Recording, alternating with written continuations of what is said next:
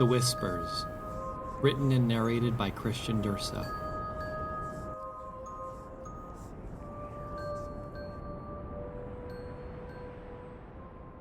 Sabina was dressed like a ghost. We'd called it a night early because the storm had picked up. The news predicted hurricane-force winds before midnight, and once the patter of the rain started falling, there was little enjoyment left for her. I would have stayed out longer if Sabina had wanted, but she approached me after our third block and signed, "Daddy, I'd like to go home now." I'd started working on American Sign Language when the doctors told me that Sabina had a 50-50 chance of losing her hearing before her 9th birthday. The thought of not being able to communicate with my daughter terrified me, so I made it my practice to study. I wasn't fluent, but I'd been coming along. Her school recommended that I hire Mr. Hellman as a private tutor for Sabina. He'd been coming twice a week during the month of October. In that time, Sabina's ASL skills increased to near fluency. She was a very fast learner. But with her new skill, it seemed her hearing had evaporated entirely. A month before, I could call her name from the other side of the room and she'd be able to respond. But by Halloween, if Sabina wasn't looking directly at my lips, she couldn't understand me at all. We arrived back home. She went upstairs to ready herself for bed. The wind had really started to pick up outside. The redwood tree in the backyard creaked in a long, operatic moan. I went to the kitchen and began cleaning up. Macaroni and cheese boxes blighted the counter.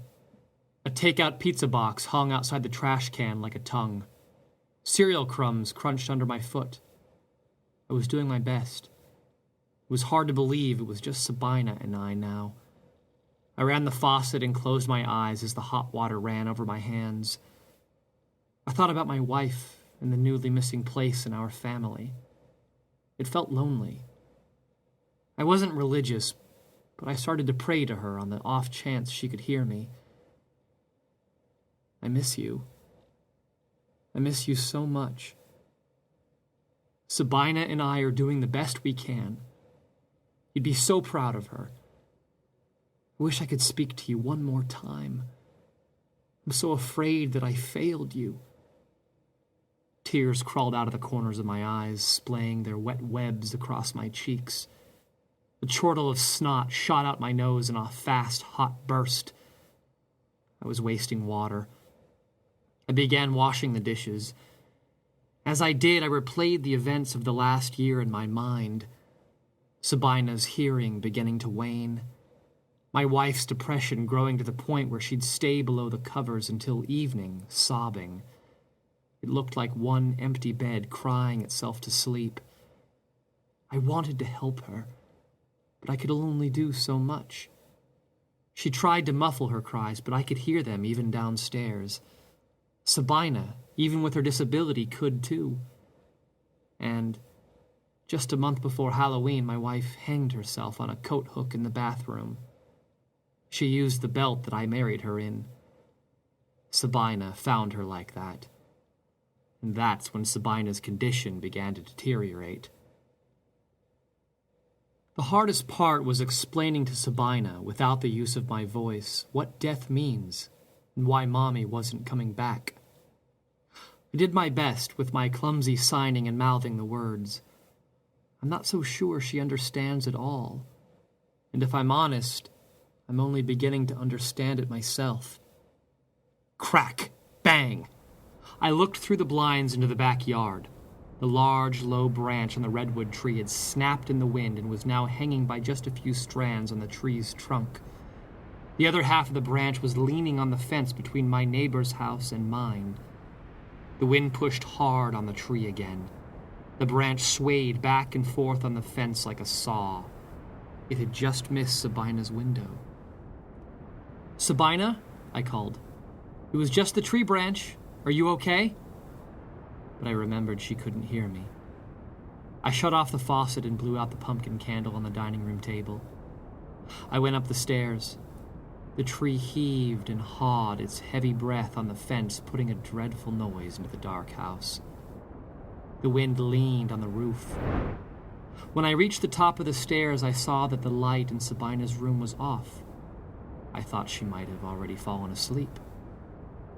I opened her door slightly, knocking.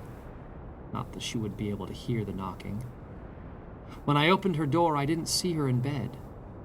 I stepped into her room. It was dark, empty. Sabina? There was no response, no movement. I stood there quietly as my eyes adjusted to the dark. After a few moments, I saw an outline of Sabina emerge from the shadows. She was standing at the window looking out, and she was still dressed like a ghost. Sabina? I tapped her on the shoulder.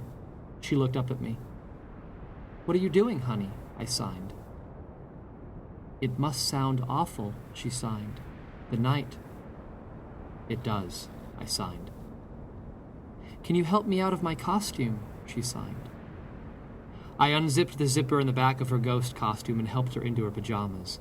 And then I shut the curtains on the window. It's good that you can't hear the storm. It'll keep me up all night, I signed. I helped her into a bed. The caw of the branch rubbing against the fence moaned again. I was glad the storm wouldn't keep Sabina awake. I wish I could tell you a bedtime story, I signed. She shook her head and signed. I can tell you a story. That'd be nice, I signed. But go slow. I'm still learning. You'll understand, she signed. It's a story Mr. Hellman told me. What is the story about? I asked. The whispers. The wind bumped the side of the house and the tree branch creaked again. It was as if the wood was singing in a hollow moan, a shallow lullaby. And what are the whispers? I signed. The voices you hear in your head when you can't hear the real world. Mr. Hellman struck me as a strange, awkward man the minute he'd approached our door last month. I thought his peculiar nature was due to his hearing disability, but now I worried about what he'd been telling Sabina. So it's a scary story? I signed. No, it's a true story. And if it's true, then it shouldn't frighten you, she signed. I nodded for her to go on. The whispers are the voices of the dead. They are spirits that come into your ears just before you fall asleep. Mr. Hellman told you this? I signed. Let me finish, she signed. The voices say what they needed to say before they died. Since their life was cut short, they climb into your ear at night and whisper to you. They tell you what they'd meant to say.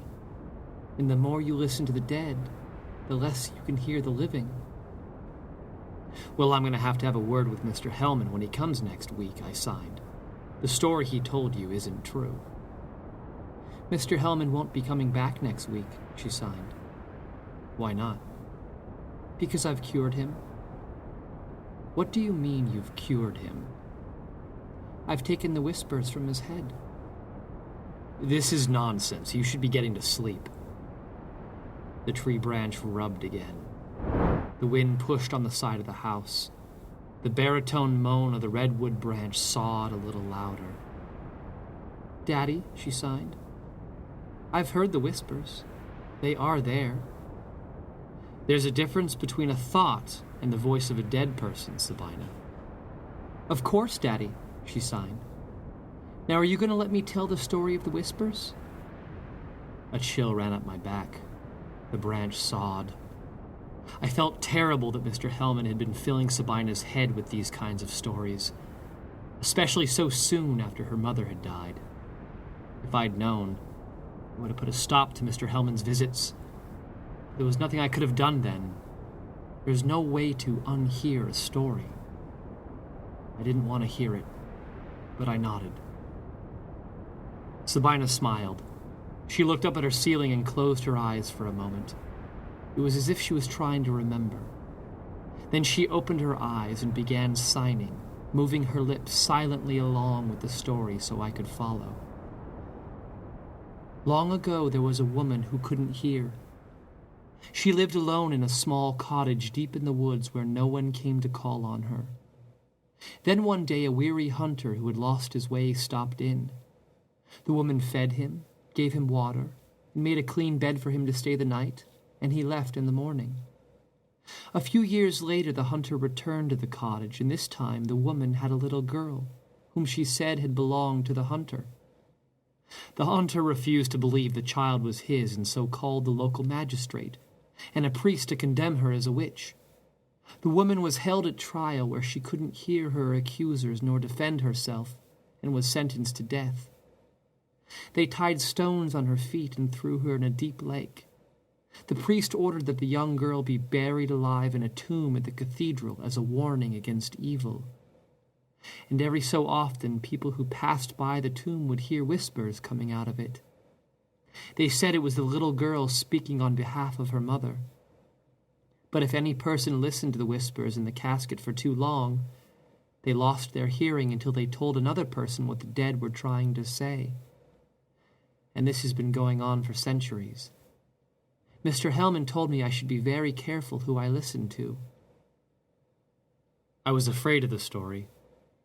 As Sabina told it with her hands and lips, I felt the quiver of dread shake down my spine. I didn't want my daughter to think she had heard the voices of the dead. "Do you think you can hear the dead?" I signed. "Oh, yes." "How do you know they aren't just your thoughts?" "Because they scream."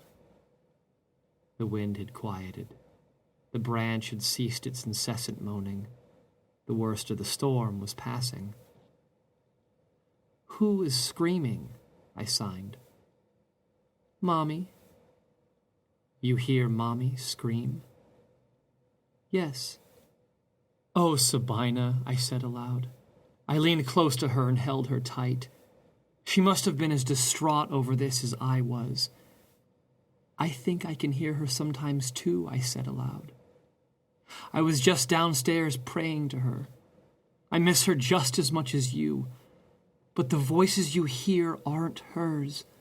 The dead don't speak, not like in the stories." I held Sabina tighter. She hugged me back. I think in that moment I needed her more than she needed me. "Do you want to know what Mommy says?" she asked. "Oh, Sabina." "Yes." "All right, what does she say?" "Are you sure you want me to tell you?" "Yes, Sabina. What does Mommy say?" Sabina swallowed hard. She brought her lips close to my ear and whispered, "You didn't fail me. I love you. I love you. I love you. I love you. I love you. I love you. I love you. I love you."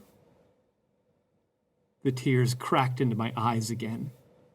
I yelped into a sob. I held Sabina and cried. I wanted to be so strong, but I couldn't help it.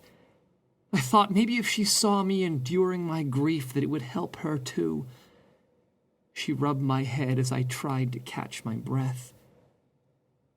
We laid in the bed in the dark as the storm passed outside.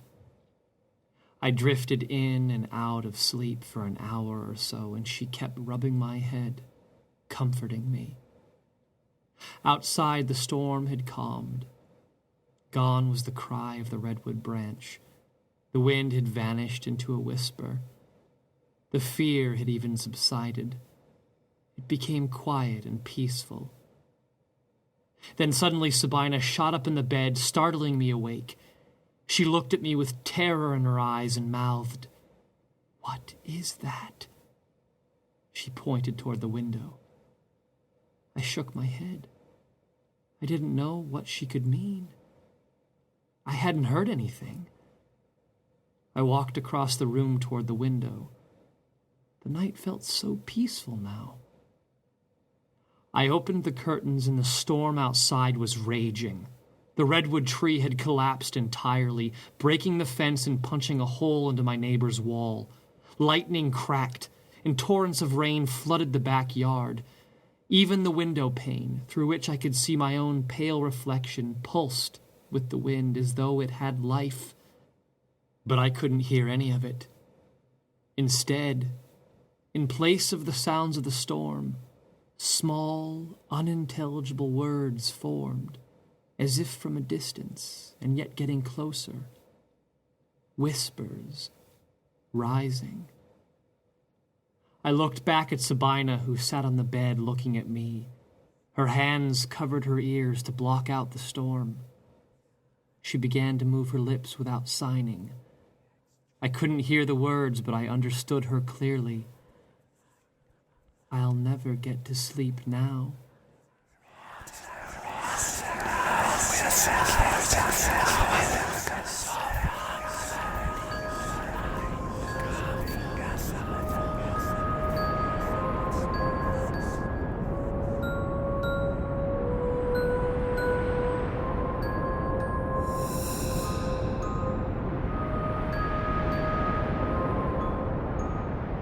Thanks for listening.